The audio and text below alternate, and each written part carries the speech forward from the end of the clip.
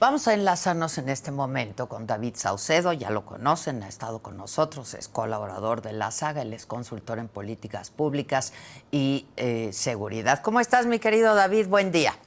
¿Qué tal, Adela? Qué gusto saludarte a ti, tu auditorio, a tus órdenes. Igualmente, bueno, pues es una buena nota, ¿no? Hay que celebrarlo sin duda, pero ¿cuál sería tu primera lectura de esto que pasó, de estas 14 personas detenidas por huachicol, 6 de estas personas integrantes de la Marina, entre ellos 5 elementos en activo, ¿no? Tiene varias implicaciones. En primer término, parece que estas aprehensiones derivan de una presión de los Estados Unidos, en concreto Sí. de una lista tan mencionada de funcionarios de alto nivel del gobierno mexicano, políticos, altos jefes militares, policíacos, que han estado apoyando al cártel de Sinaloa, al cártel Jalisco Nueva Generación, a la familia michoacana y a las mafias huachicoleras. Tú lo recordarás en este comunicado conjunto que leyeron Marco Rubio y el secretario de Relaciones Exteriores de México. Se hacía mención por primera ocasión de que los norteamericanos estaban comprometidos con el combate al huachicol. No pasaron muchos días para que esto se materializara en órdenes de aprehensión en contra de funcionarios mexicanos que forman parte de una red de corrupción, tal y como se ha mencionado en los últimos días, en las últimas horas. Varios columnistas en su momento señalaron que al interior de la Marina había una serie de vínculos del crimen organizado con altos jefes de las zonas navales. Algunos de ellos, incluso del primer círculo del exsecretario de la Secretaría de Marina, que en Radio Pasillo se sabía que tenía el manejo y el control del huachicol fiscal y al tener el control de Asipona, la agencia dedicada al control aduanero en los puertos mercantes, eh, también dejaba pasar los cargamentos de droga. De hecho, los norteamericanos dieron con estos tanques cisterna con combustible de los Estados Unidos que estaba entrando sin impuesto de manera incidental.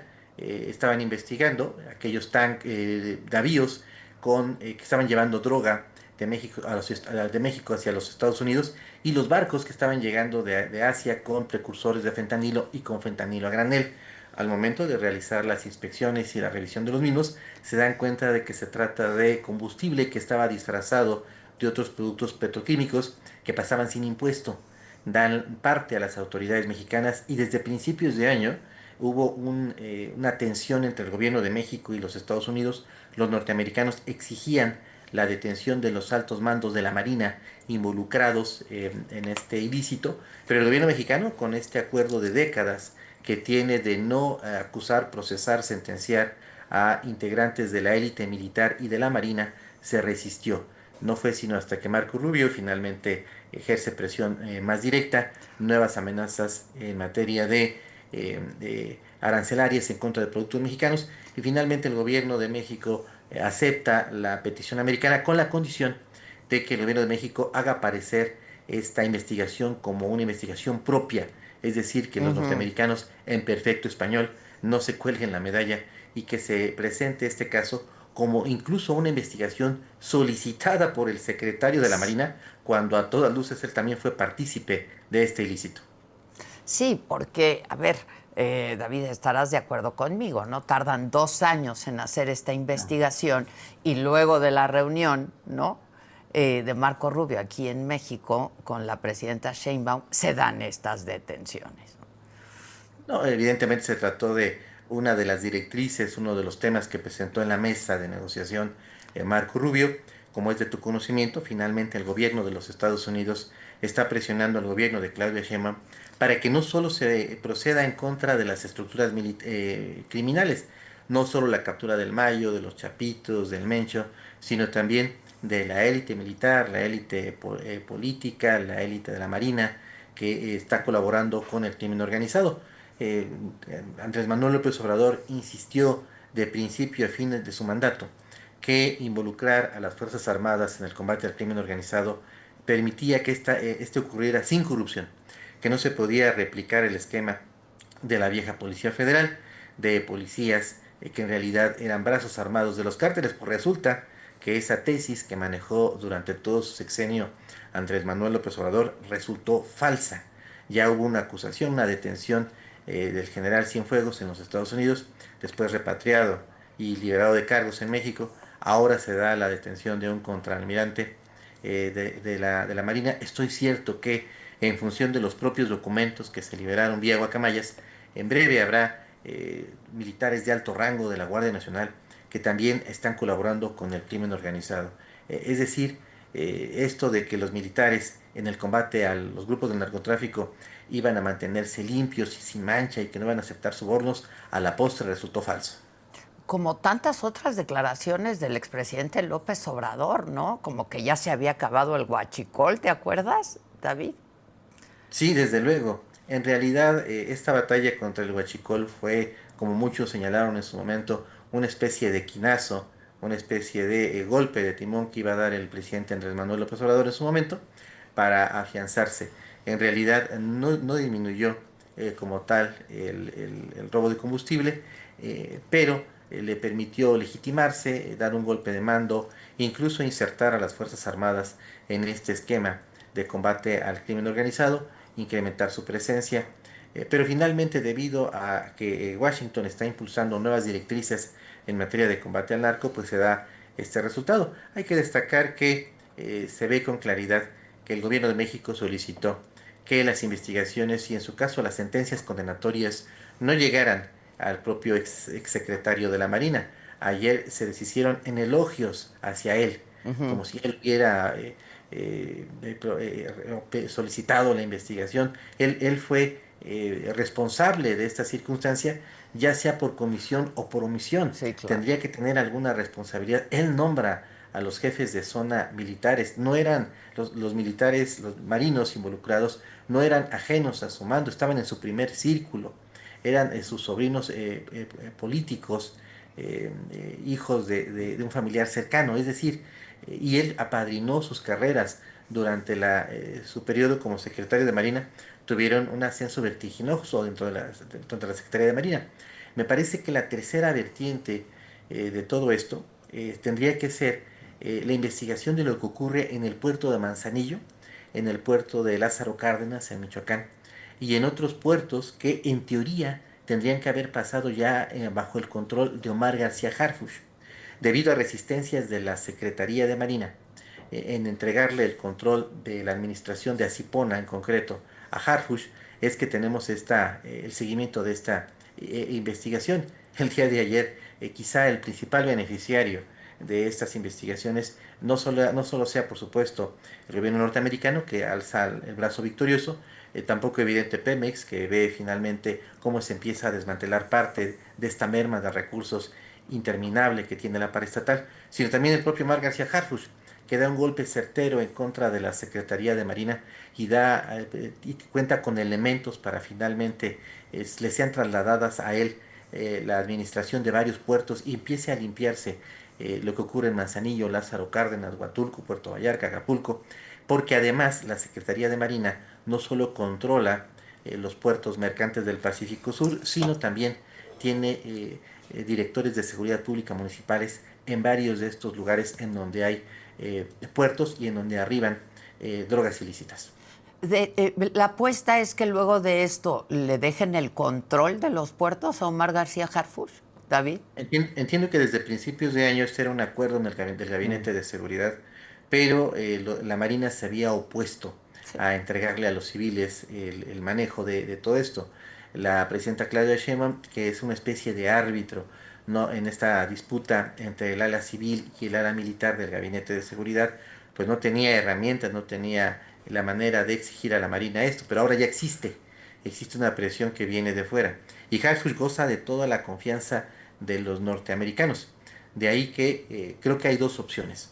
O empiezan a investigar a los jefes de zona navales de estos puertos que acabo de mencionar, sobre todo Manzanillo y Lázaro Cárdenas, o bien se da una transición tercia y se da el relevo de mandos militares por Mm. gente de Omar García Harfuch, que como tú sabes está reclutando a integrantes de la vieja Policía Federal, desmantelada en la época de Andrés Manuel López Obrador, excompañeros en todo caso de Omar García Harfuch, que gozan de toda su confianza. Sí, claro.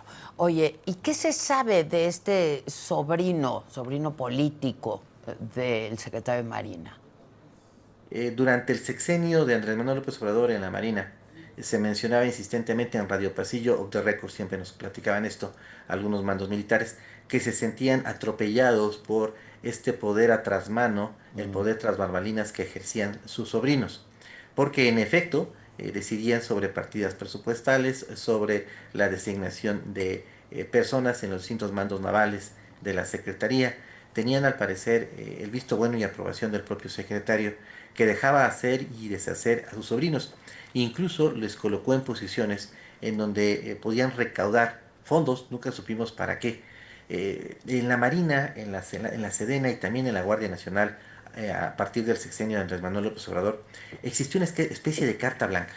Es decir, si lo vemos en retrospectiva, pues el huachicol fiscal no produce una alta violencia homicida, como Ujú. por ejemplo el tráfico de fentanilo. Claro. De ahí que las autoridades, durante muchos años, décadas, tuvieran una actitud de brazos caídos, de ojos cerrados, De dejar frente a este. hacer, ¿no? Sí, porque en realidad no generaba índices de violencia y todos se beneficiaban, ilegalmente, evidentemente, de las ganancias producto de esta actividad ilícita. Ocurrió lo mismo con el huachicol que se comercializaba al interior del país, en el Bajío, en la zona norte del país, que incluso servía para compensar el descenso en la producción de gasolina que tenía el propio Pemex. Es decir, era un delito permitido por las autoridades, incluso los norteamericanos, ahora lo sabemos, fueron permisivos con la corrupción que manifiesta de Genaro García Luna. Sabían que Genaro García Luna entregaba contratos con sobreprecio, hacía toda serie de triquiñuelas en el manejo del presupuesto en materia de seguridad, pero no le interesaba tanto a los americanos porque no era algo que estuviera vinculado con el tráfico de droga. Dejaban en consecuencia al ejército, a la marina, a la vieja Policía Federal a cometer actos de corrupción, siempre y cuando esta corrupción no afectara a intereses americanos. Pero como ahora, en efecto, esta corrupción del huachicol fiscal sí afecta a los norteamericanos porque conecta a los mandos militares y de la Marina con grupos del narcotráfico. Y esta sinergia es la que el gobierno de los Estados Unidos quiere quebrar, quiere romper, que el narco no esté dándole sobornos a los militares con los que el gobierno norteamericano pretende hacer sinergia para lanzar operativos de captura en contra de narcos de alto perfil. De ahí viene el entramado. En la Casa Blanca tomaron la determinación de que era momento de frenar este esquema de corrupción, presionan a la presidenta Claudia Sheinbaum y ella presenta el día de hoy en la conferencia mañanera este operativo como si fuera una acción realizada por el propio gobierno, cuando en realidad fue una investigación realizada por los americanos y una detención ordenada por ellos. Ahora, ya hemos visto algo parecido, ¿no? Con la operación Enjambre y el operativo Liberación, David. Sí, me parece que vamos a ver cosas similares. Tengo entendido que hay pendiente todavía otro paquete de extradición de narcotraficantes. Se había solicitado algo así como 100, van poco más de 50. Tengo entendido que también está la atención puesta, de acuerdo con la lista que, si no mal recuerdo, dio a conocer Raimundo Riva Palacio. La atención en un integrante del gabinete. Se menciona insistentemente que pudiera ser el expresidente de Morena, secretario de Educación, Mario Delgado, que habría tenido vínculos, curiosamente, con el rey del Huachicol, un personaje que ya falleció, que ya fue asesinado hace algunos años, y que habría estado financiando campañas de Morena con productos, con recursos de procedencia ilícita. Parece que los norteamericanos en este caso van en serio. El huachicol fiscal que se está combatiendo está vinculado con mafias que operan en el noreste del país, con el objeto de que no sean beneficiarios de esta erosión que sufre el cártel de Sinaloa. Los norteamericanos están dando golpes en contra de la familia michoacana, en contra del cártel Jalisco, en contra de las mafias que operan en el Golfo de México, para evitar que la eventual erosión del cártel de Sinaloa, no creo que ocurra, pero es la perspectiva que ellos tienen, en este río revuelto, no sean ellos los ganadores de este desmantelamiento de las estructuras de Sinaloa. Ya. Ahora, queda clarísimo, ¿no? Que pues ni se había terminado el huachicol, que seguía la corrupción y que hay implicación de las autoridades en todo esto. De la misma manera que era inverosímil que Felipe Calderón no supiera lo que ocurría, lo que hacía Genaro García Luna, de la misma manera que es inverosímil que Adán Augusto no supiera lo que hacía Hernán Bermúdez como subsecretario de Seguridad Pública en Tabasco, es imposible que el secretario de la Marina no supiera lo que hacían sus sobrinos. Lo que es más, como revela el periódico Reforma en los últimos días, el asesinato de un contraalmirante también de alto rango que denunció estos hechos, tanto al secretario de la Marina anterior como al actual, fue asesinado en circunstancias extrañas. Como es de tu conocimiento, hace poco también un delegado de la Fiscalía General de la República en Tamaulipas también fue asesinado. Es decir, esta investigación está sacudiendo la red de protección política, policial, militar que hay allá en el norte del país. Hace tiempo también se lanzó una acusación en contra del exgobernador Cabeza de Vaca. Hay mucho que seguramente va a ocurrir y que finalmente el gobierno de México está actuando debido a la presión americana. Habrá que ver si Donald Trump, con esta incontinencia verbal que tiene, no echa de cabeza al gobierno de México, Claro. como ya lo han hecho en varias ocasiones, ya sea en conferencias de prensa o con su propia red social, en donde revela lo que realmente ocurrió y lo que está detrás de las negociaciones tras bambalinas con el gobierno de México. Sí, o empezaremos a ver filtraciones, ¿no? Digo, el New York Times, Washington Post, los medios con los que ellos pelean en público, pero a los cuales abastecen de De información en privado. información, claro. Oye, David, ya adelantándome un poco, pero justo mañana se cumple un año de la guerra entre la Malliza y la Chapiza. Un año en el que ha habido violencia, muerte, ¿no? Y esto no parece, o al menos no se ve el fin. Ayer veíamos esta manifestación, ¿no? de ciudadana, de toda la gente exigiendo ya el fin de esta guerra. Y parece que no va a terminar ni en el corto ni en mediano plazo, debido a la narcoalianza de los Chapitos con Nemesio Ceguera, alias El Mencho, y que el Mallito Flaco, Ismael Zambada Sicarios, el hijo y heredero del Mayo Zambada, también estableció relaciones con distintas mafias criminales que son enemigas del cártel Jalisco Nueva Generación. Esta debilidad de coyuntura que tuvieron los Chapitos se vio rápidamente compensada con una serie de alianzas que modifican el mapa del narcotráfico en México, pero más allá de las capturas, decomisos, extradiciones, lo cierto es que dos indicadores clave en esta batalla con el narco pareciera que no están respondiendo favorablemente. La producción de drogas ilícitas no disminuye, se ha incrementado por las necesidades que tiene el gobierno perdón, los cárteles de la droga para financiar esta costosa guerra civil al interior de Sinaloa, por un lado. Por el otro, pareciera que Washington no está muy dispuesto a responder positivamente a estas señales de buena voluntad del gobierno de México. Cada vez eleva más la vara. El gobierno de México cumple con las peticiones que hace Washington en materia de combate al narco, pero siempre surge una nueva exigencia, una nueva solicitud de combate al narco. No hay una reducción, por otro lado, del consumo de drogas ilícitas. De acuerdo con lo que reportan medios en los Estados Unidos, en lo que va del año hay un incremento del número de personas que están siendo atendidas por sobredosis. Hay más drogas circulando en las calles. Entonces, la producción de droga no disminuye, el consumo de drogas no disminuye. Entonces, ¿de qué estamos hablando? Hay recursos humanos, financieros y materiales que se están invirtiendo en alto monto, pero no están impactando ni en la producción ni en el consumo de drogas. Ambas variables no disminuyen. Sí. Y sí, no parece tener fin, David. Sí, parece que incluso hay nuevas solicitudes del gobierno norteamericano en virtud de que se detectó, después de que Marco Rubio vino a México, se trasladó a Ecuador. Hay Ujú. una Sí, alianza entre justo. las mafias ecuatorianas y las mafias mexicanas. Se trata de los choneros, se trata de los lobos, mafias que están a la orden del cártel Jalisco y del cártel de Sinaloa. Los grupos del narcotráfico en México y Ecuador colaboran. Sin embargo, las relaciones entre México y Ecuador están rotas debido a este diferendo diplomático después de que fuerzas de seguridad públicas del Ecuador intervinieron en la embajada mexicana para capturar a un opositor al presidente Noboa.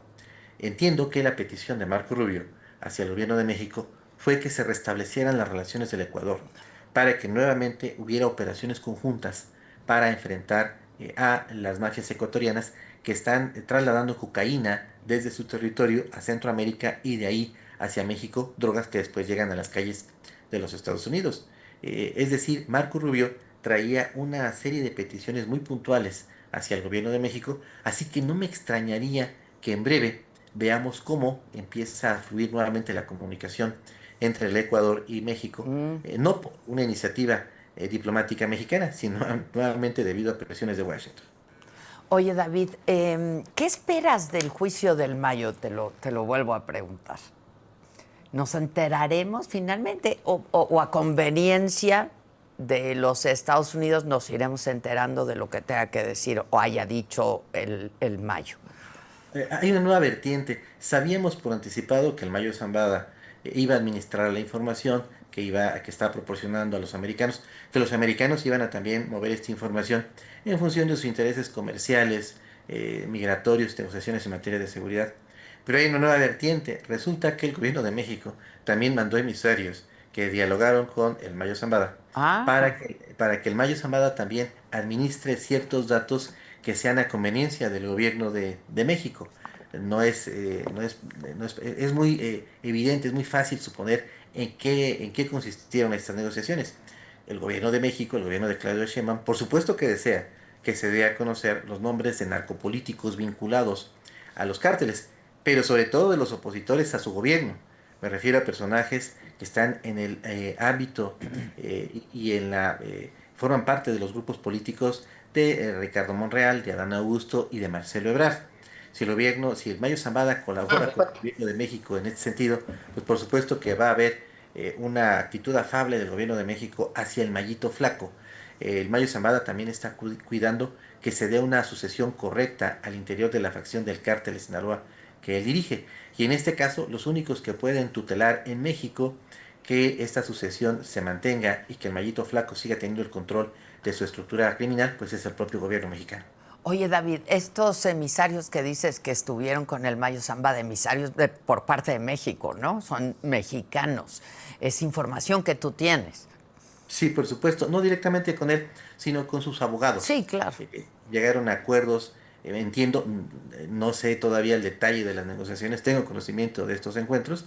Por otro lado, los americanos también lo saben, están tratando de cuadrar estos círculos para que las revelaciones del Mayo Zambada convengan al gobierno americano, convengan al gobierno de México y convengan también, por supuesto, al Mayo Zambada. Claro, bueno, pues eso también lo estaremos viendo seguramente en los próximos días. Te lo agradezco mucho, David, como siempre, y te mando un abrazo desde aquí. Otro para ti de regreso. Muchas gracias. Saludos. Muchas gracias. Bueno, pues ahí está información que no se había hecho pública, que nosotros desconocíamos. Oigan, hoy es lunes y es lunes de Vitrio. Oye Claudia, no con México sin hambre. Loreto está llorando porque acaban de bajarle su sueldo y que no es justo que su secretaria gane casi lo mismo que ella porque no son iguales. Pobrecita, la ministra tendrá que sobrevivir con un salario raquítico de 130,000. Llora por las prestaciones que acaban de reducir. Imagínense que tuviera que atenderse en el IMSS. Loreta se queja y el pueblo no descansa. Pasan más tiempo trabajando que en su propia casa. Prometen las 40